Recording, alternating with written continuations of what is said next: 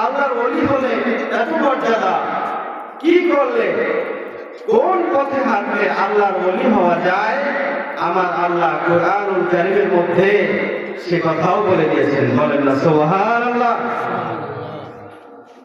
আমার আল্লাহ পাক রব্বুল আলামিন সূরা ইউনূসের 63 নম্বর আয়াতের মধ্যে বলতেছেন, আল্লাযীনা আমানু ওয়া কানু ইয়াত্তাকুন। বলেন না সুবহানাল্লাহ। আমার আল্লাহ পাক রব্বুল আলামিন বলেন, যারা ওলি হতে চায়, ওলি হওয়ার জন্য শর্ত হলো দুইটা। জোরে বলেন কয়টা? কয়টা শর্ত? দুইটা শর্ত। এক নাম্বার হলো আল্লাযীনা আমানু, যারা ঈমান এনেছে, ওয়া কানু ইয়াত্তাকুন, যারা মুত্তাকি হয়েছে, যারা ইত্তাকুল্লাহ, আল্লাহকে ভয় করেছে, তারাই হলো আমার বন্ধু। বলেন সুবহানাল্লাহ। তো বোঝা গেল দুইটা শর্ত। এক নম্বর শর্ত হলো ঈমান আনতে হবে। কি আনতে হবে? আপনার যদি ঈমান না থাকে, আপনি যত ভালো কাজই করেন না কেন, সেই ভালো কাজ আপনার ইহকালে হয়তো সুনাম সুখ্যাতি আনতে পারে, কিন্তু পরকালে আপনার কিছু সামান্যতম কোনো কাজে আসবে না। আল্লাহ পাক রব্বুল আলামিন বলতেছেন, যারা ঈমান আনবে এবং সৎ কাজ করবে, তাদের জন্য একটা পুরস্কার আছে। পুরস্কারটা কি?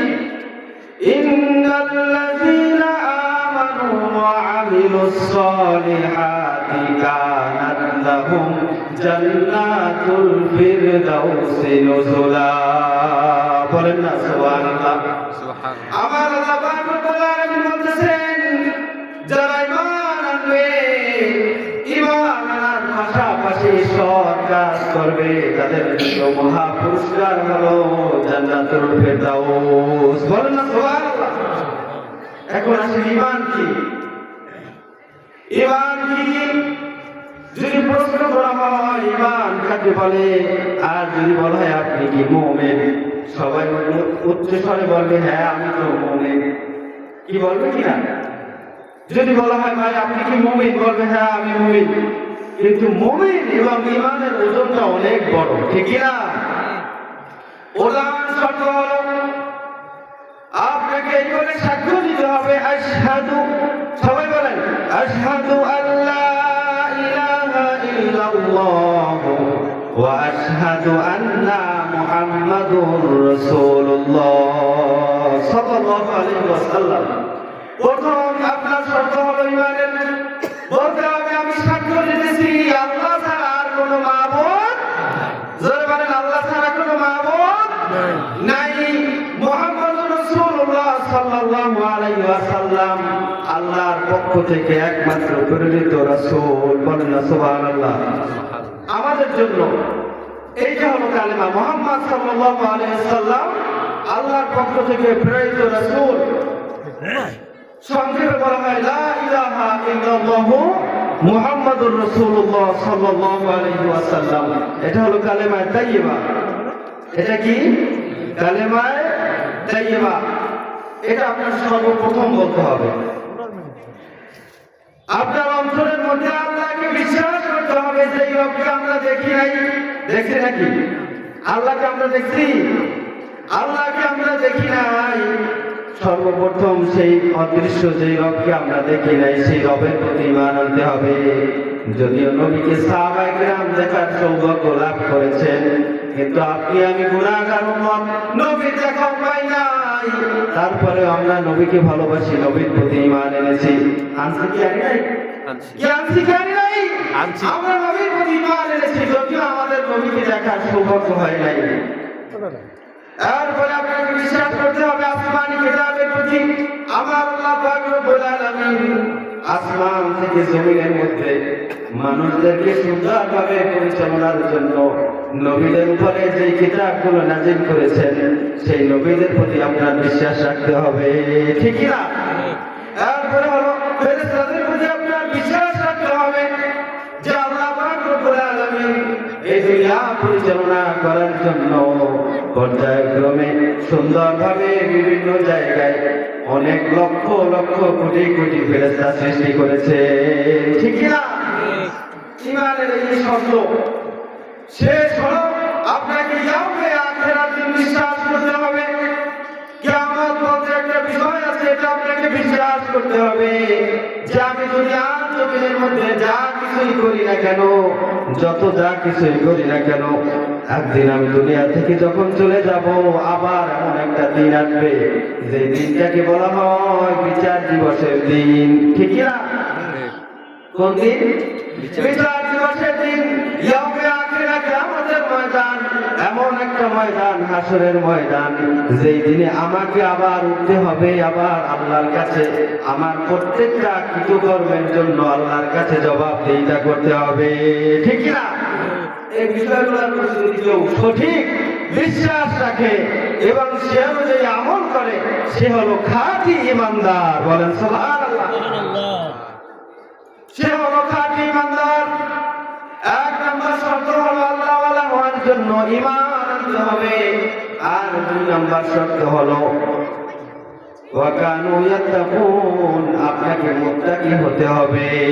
বলেন সুবহানাল্লাহ। আমার নবী সাল্লাল্লাহু আলাইহি ওয়াসাল্লাম প্রায় সাহাবাদেরকে বললেন, তিনি প্রায় বলতেন উসিকুম বিতাকওয়াল্লাহ, ও আমার সাহাবারা, আমি তোমাদেরকে বেশিরভাগ উপদেশ দেই, তোমরা একমাত্র আল্লাহকে ভয় করো। বলেন সুবহানাল্লাহ। কাকে ভয় করতে হবে? জোরে বলেন, কাকে? ফকি আবুল্লাহ সামারকান্দি রাহমাতুল্লাহি আলাইহি বলেছেন, যদিও আমরা জবানে বলি যে আমরা আল্লাহকে ভয় করি, কিন্তু আমাদের কিছু করলে মনে হয় না কেমন যেন আসলেই আমরা আল্লাহকে ভয় করি, ঠিক না? তিনি বলতেছেন, আমরা জবানে বলি হ্যাঁ, যখন আমাদের শুরু হয়েছে তখন একদিন শেষ হয়ে যাবে। হ্যাঁ, যখন আমি আমার জীবন আছে, একদিন আমাকে ইন্তেকাল করতে হবে, কিন্তু আমাদের কর্ম দেখলে মনে হয় জীবনে আমরা কোনোদিন মৃত্যুর স্বাদ গ্রহণ করব না, ঠিক না? তিনি বলতেছেন যে আসলে আমরা বলি ঠিকই আমরা আল্লাহকে ভয় করি, কিন্তু আমাদের কাজে মনে হয় না যে আসলে আমরা আল্লাহকে ভয় করি না। আমার আল্লাহ বলতেছেন কোরআনুল কারীমের মধ্যে যেই জায়গায় বিশ্বাসীগণ বলে ডাক দিয়েছেন, বেশিরভাগ জায়গায় আমার আল্লাহ পাক রব্বুল আলামিন বলতেছেন ইত্তাকুল্লাহ ইত্তাকুল্লাহ ইত্তাকুল্লাহ। বলেন সুবহানাল্লাহ।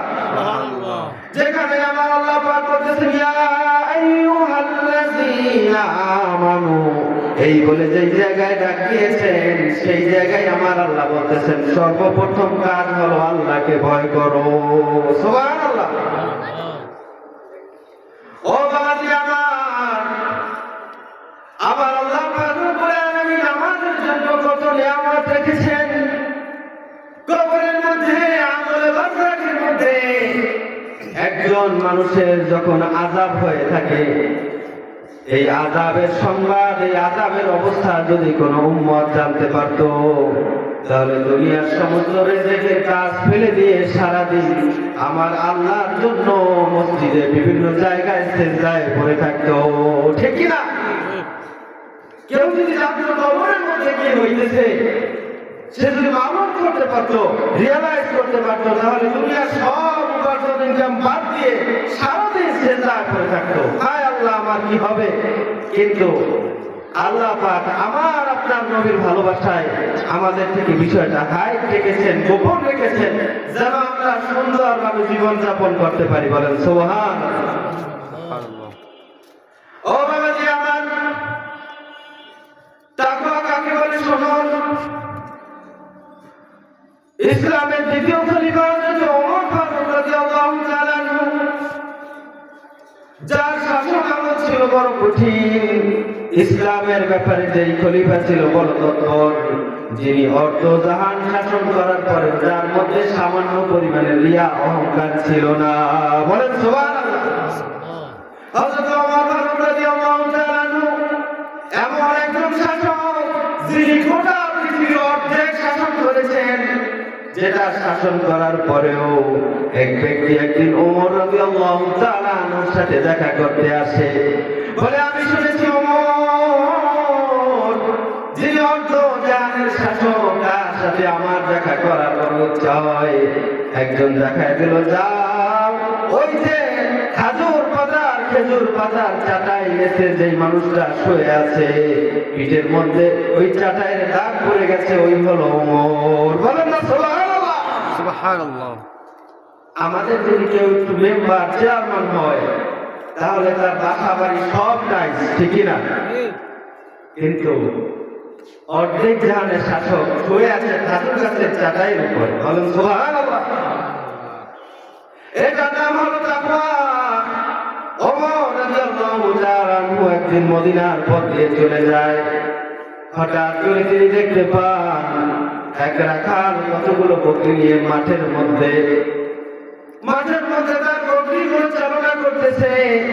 ওই রোজাদার ব্যক্তি, ওই রাখাল ছিল রোজাদার, সারাদিন রোজা রেখে মাঠের মধ্যে রাখাল চড়াইতেছে। ওমর রাদিয়াল্লাহু তাআলা আনহু হঠাৎ করে ওই রাখালের পাশে এসে বলল, ও রাখাল, তোমার কাছে আমার একটা প্রস্তাব আছে, শোনো। তোমার কাছে আমার একটা প্রস্তাব আছে। তুমি যেহেতু রোজাদার, তুমি আজকে আমার কাছে গোপনে এই বকরির পাল থেকে একটা বকরি আমাকে তুমি বিক্রি করে দাও। এই বকরির পাল থেকে যা অর্থ হবে, যা খাবার হবে, সেই খাবার থেকে তুমিও ইফতারি করবা। বলেন না সুবহানাল্লাহ। তিনি একটু পরীক্ষা করলেন জানার উদ্দেশ্যে যে তার শাসন আমল কেমন চলতেছে, আসলেই তার শাসন আমলে মানুষের মধ্যে কেমন তাকওয়া আছে। তিনি বলতেছেন, ও রাখাল, শোনো, তোমার একটা বকরি আমাকে তুমি বিক্রি করে দাও। এইটা আমি এমনি নিয়ে যাব না। এই বকরির যে খরচ হবে, উপার্জন দিয়ে তুমি তোমার ইফতারি করতে পারবা। সুবহানাল্লাহ। তখন ওই রাখাল রাদিয়াল্লাহু তাআলা আনহু বলতেছে, ও ব্যক্তি, আপনি শুনুন, আমার যদি এই পালের মধ্য থেকে একটা বকরি চলে যায় তাহলে আমি মালিকের কাছে ঋণী হয়ে যাব, কিয়ামতের ময়দানে বেঁচে যাব। ওমর রাদিয়াল্লাহু তাআলা আনহু বলতেছেন, না না, তোমার চিন্তার কোনো কারণ নাই। এতগুলো বকরি দেখা যায়, তার মধ্যে থেকে যদি একটা দু একটা বকরি হারাইয়া যায়, এটাই স্বাভাবিক, ঠিক না? এত বকরি দেখা যায়, তার মধ্যে থেকে দু একটা তো হারাইয়াও যাইতে পারে। তুমি বলবা যে দু একটা বকরি হারাইয়া গেছিল, একটা বকরি হারিয়ে গেছে। তখন ওই রাখাল আল্লাহর দিকে, আকাশের দিকে আঙ্গুল করে বলতেছে, আল্লাহ কোথায়? আল্লাহ কোথায়? আমার মালিক তো দেখে না, আমার মালিক তো দেখতে পাই নাই, কিন্তু আমার আল্লাহ তো দেখে যে আমি ভেড়ার পাল থেকে একটা ভেড়া যদি বিক্রি করে ফেলি, কালকে আমাদের ময়দানে এই একটা ভেড়ার জন্য না জানি আমার জন্য জাহান্নাম হয়ে যায়। বলেন না সুবহানাল্লাহ। এটার নাম হলো তাকওয়া। এটার নাম কি? ওমর রাদিয়াল্লাহু তাআলা আনহু যুবকের প্রশ্নের উত্তর শুনে অবাক, ছটফট করে মদিনায় এসে তিনি সারাদিন বলতেছেন, আল্লাহ কোথায়? আল্লাহ কোথায়? আল্লাহ কোথায়? সারাদিন ওমর রাদিয়াল্লাহু তাআলা আনহু এই একই কথা জপতেছিলেন। এক পর্যায়ে বললেন, আমার মনে আর মানে না, খবর না ওই রাখালের মালিককে,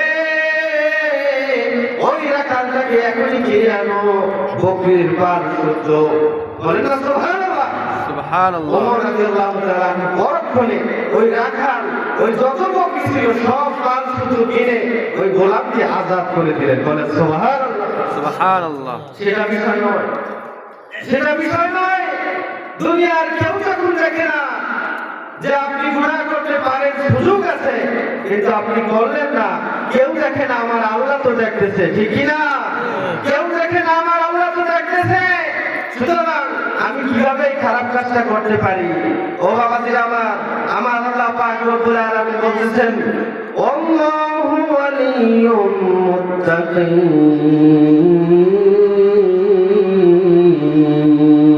বলেন না সুবহানাল্লাহ। আমার আল্লাহ পাক রব্বুল আলামিন বলতেছেন, নিশ্চয় আল্লাহ রব্বুল আলামিন আর আল্লাহ তাআলা হলো মুত্তাকিদের অভিভাবক। বলেন না সুবহানাল্লাহ। মুত্তাকিদের অভিভাবক কে? জোরে বলেন কে? মুত্তাকিদের অভিভাবক কে? আল্লাহ